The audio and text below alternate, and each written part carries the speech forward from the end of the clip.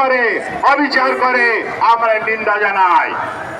ভারতের সাথে বাংলাদেশের 54টা নদী আছে, 54টা নদীতেই ভারত বাদ দিয়েছে। ভারত কি করে? বর্ষা মৌসুমে সমস্ত গেট খুলে দেয় আর শুষ্ক মৌসুমে সব বন্ধ করে দেয়। এই ভারত সরকারকে অনতিবিলম্বে এই সমস্ত গেট যদি এখন বন্ধ না করে, বাংলাদেশের 18 কোটি লোক ভারতীয় দূতাবাসকে অবশ্যই ভারতীয় দূতাবাসকে আমরা সবাই ঘেরাও করব। সেই জন্য ভারতীয় দূতাবাসকে বলি, আপনি 72 ঘন্টার ভিতর আপনার দূতাবাসকে যদি রক্ষা করতে চান, তাহলে আপনার সরকারকে বলুন সমস্ত গেট বন্ধ করে দিয়ে বাংলাদেশের মানুষকে রক্ষা করুন, পানি থেকে রক্ষা করুন। এই ভারতের পানি ছাড়ার কারণে বাংলাদেশের নোয়াখালীতে 500, কুমিল্লাতে 400, ফেনীতে 500 এই সমস্ত লোক মারা গেছে।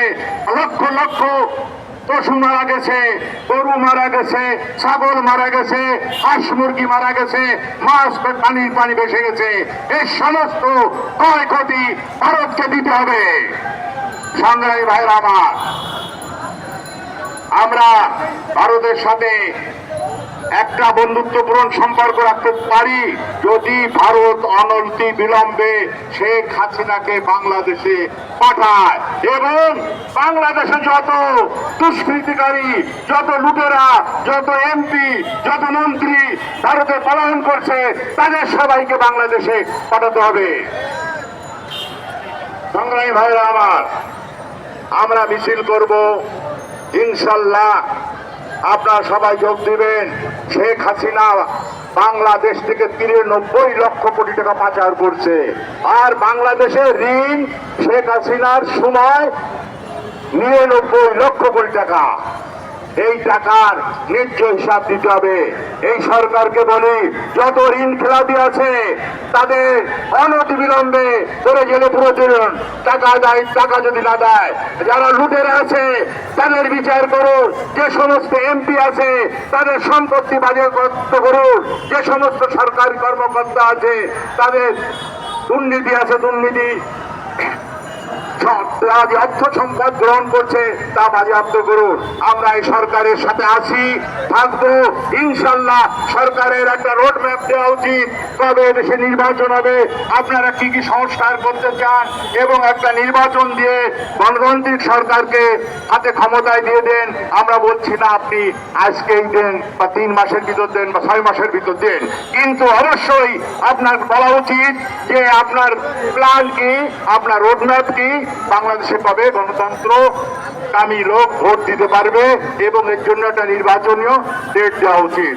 সংগ্রাম ভাইয়েরা আমার, বক্তৃতা বেশি কিছু করব না, বক্তৃতা হবে ইনশাল্লাহ। আমরা যেহেতু মাঠে আছি, জাতীয়তাবাদী সমমনা জোট যেহেতু মাঠে আছে, ন্যাশনাল পিপুলস পার্টি যেহেতু মাঠে আছে, ভারতের কাছ থেকে ন্যায্য পানি হিস্সা আদায় না করা পর্যন্ত, ভারতের অন্যায় অত্যাচার অবিচার যতদিন পর্যন্ত বন্ধ না হবে আমরা রাজপথে থাকবো। এবং সর্বশেষ বলতে চাই, শেখ হাসিনা যে সমস্ত আসল চুক্তি করেছে ভারতের সাথে, যেমন রেল চুক্তি, বিদ্যুৎ চুক্তি এবং তিস্তা চুক্তি, সরকারকে অনতি বিলম্বে সেগুলো বাতিল করতে হবে এবং তিস্তার কাজ ভারত বাদে যাকে হোক, চায়না হোক, আমেরিকা হোক, অন্য দেশ হোক, তাকে যে দেশে কাজ করাতে হবে। এই বলে আমার বক্তব্য শেষ করছি। খোদা হাফেজ। বাংলাদেশ জিন্দাবাদ। জাতীয়তাবাদী সংযোগ জোটের নেতৃবৃন্দ জিন্দাবাদ। মুস্তাফিজুর রহমান ইরান জিন্দাবাদ। বাংলাদেশ পরিচয় সূত্র কেন অধিক চাই।